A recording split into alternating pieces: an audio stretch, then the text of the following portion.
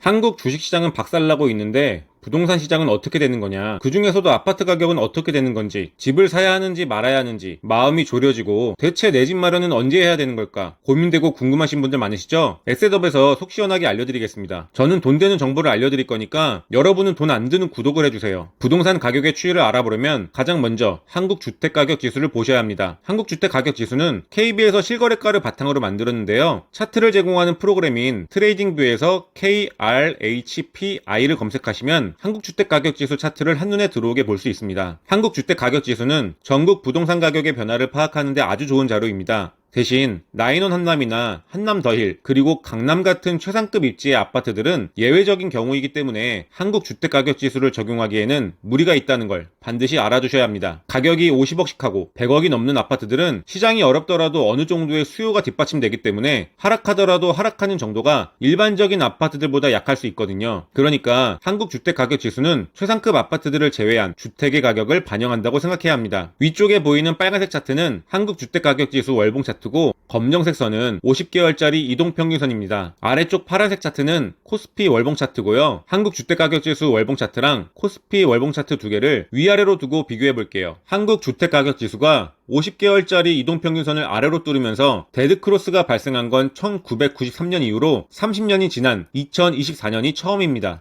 그래서 2024년인 지금을 리만 브라더스로 발생했던 2008년 경제위기나 1997년에 시작된 IMF 금융위기 같은 상황이 아니라 93년도랑 같은 상황이라고 생각하게 됐고, 부동산 시장뿐만 아니라 주식시장도 장기 침체기로 접어들 수 있습니다. 자산을 구매하는 데 투입되는 자금의 규모가 커질수록 가격의 변동폭은 더 작고 둔하게 움직이는데요, 적은 돈으로도 살 수 있는 주식은 가격의 변동폭이 크고 빠르게 움직이지만 상당한 자금이 있어야 살 수 있는 부동산은 가격이 둔하게 움직이면서 그 변동폭도 작습니다. 부동산을 아주 무거운 돌덩이라고 생각하면 편한데요, 한번 생각해보세요. 언덕에서 돌덩어리를 들어올릴 땐 많은 힘이 들고 꼭대기에 올릴 때까지는 시간이 오래 걸리겠지만, 내리막길에서 돌덩어리를 내려보낼 땐 적은 힘이 들면서 내려가는 속도가 빨라지고 그만큼 시간이 적게 걸리겠죠. 그러다가 내려가는 중간에 평지를 만나게 되면 굴러가는 속도가 줄어들게 될 거고요. 속도가 줄어든 상태에서 내리막을 다시 만나면 빠른 속도로 내리막길을 만나게 되는 것보다 수직에 가까운 운동에너지가 발생하면서 더 급격하게 아래로 떨어지게 될 겁니다. 그렇기 때문에 코스피가 89년도에 고점을 기록할 때 무게가 많이 나가는 부동산 가격은 91년도에 고점을 찍습니다. 코스피가 고점을 기록하고 나서 2년 뒤에 부동산 가격이 고점을 찍은 거죠. 그리고 코스피가 고점을 찍은 지 3년이 지나고 92년도에 1차 저점을 만드는데요, 부동산 가격은 코스피 속도랑 2년 정도 차이가 나니까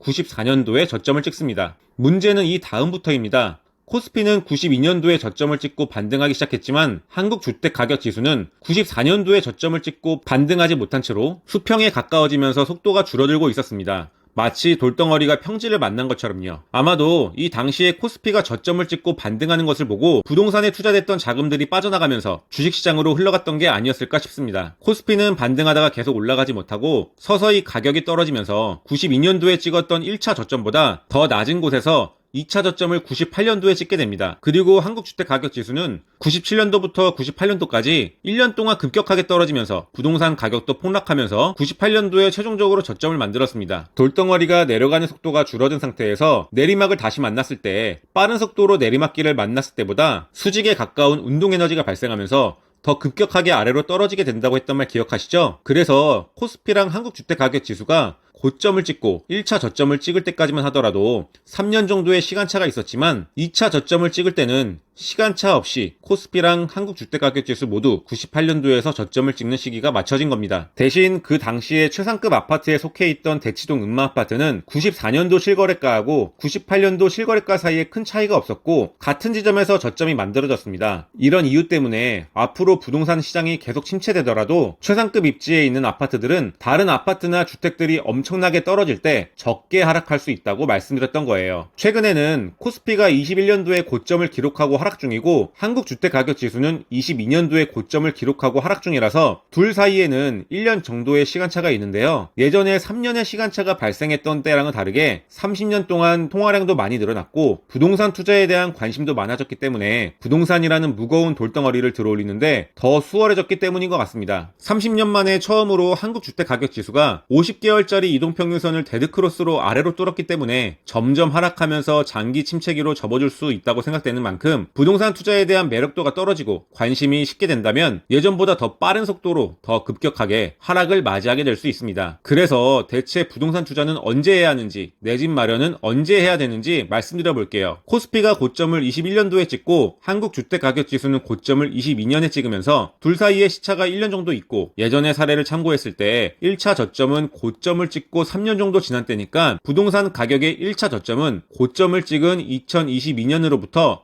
3년 뒤인 2025년이 됩니다. 내 집 마련을 하실 분들은 25년도에 부동산 가격이 떨어지는지 확인하고 나서 강남, 서초, 여의도, 강동, 동작, 마포, 용산, 성동 위주로 구성된 핵심적인 입지에서 자금 상황에 맞춰 아파트를 구매해서 실거주하시면 됩니다. 만약에 핵심지에서 아파트를 구매할 자금 상황이 되지 않는다고 한다면 서울 외곽지나 경기권의 아파트를 매수하기보다는 차라리 서울 중심지나 한강변을 끼고 있는 핵심 입지에서 재개발 이슈를 끼고 있는 빌라를 실거주 주택으로 해서 내 집 마련하는 게 더 좋다고 보고 있습니다. 부동산에 투자하시려는 경우에는 이미 투자용으로 부동산을 갖고 있는 분들은 제외하고 말씀드릴게요. 이미 실거주할 수 있는 주택도 자가로 갖고 있으면서 보유하고 있는 현금이 10억 이상 있고 처음 부동산에 투자하기 위해서 추가로 주택을 구매하려는 분들은 2025년까지 한국주택가격지수가 떨어졌는지 확인하고 나서 부동산 가격이 1차 저점을 찍고 난 뒤 26년도부터 진입하되 부동산 가격이 추가로 하락하더라도 버틸 수 있도록 대출의 비중을 최소한으로 줄이는 게 좋습니다. 이 경우에는 추가로 하락할 수 있는 여지를 고려해서 투자하는 거기 때문에 1차 저점과 2차 저점 가격 사이에 큰 차이가 없을 가능성이 높은 강남이나 서초 같은 최상급 입지에 있는 아파트를 매수하는 게 기본입니다. 반면에 보유하고 있는 현금이 10억에 한참 못 미친다고 한다면 앞으로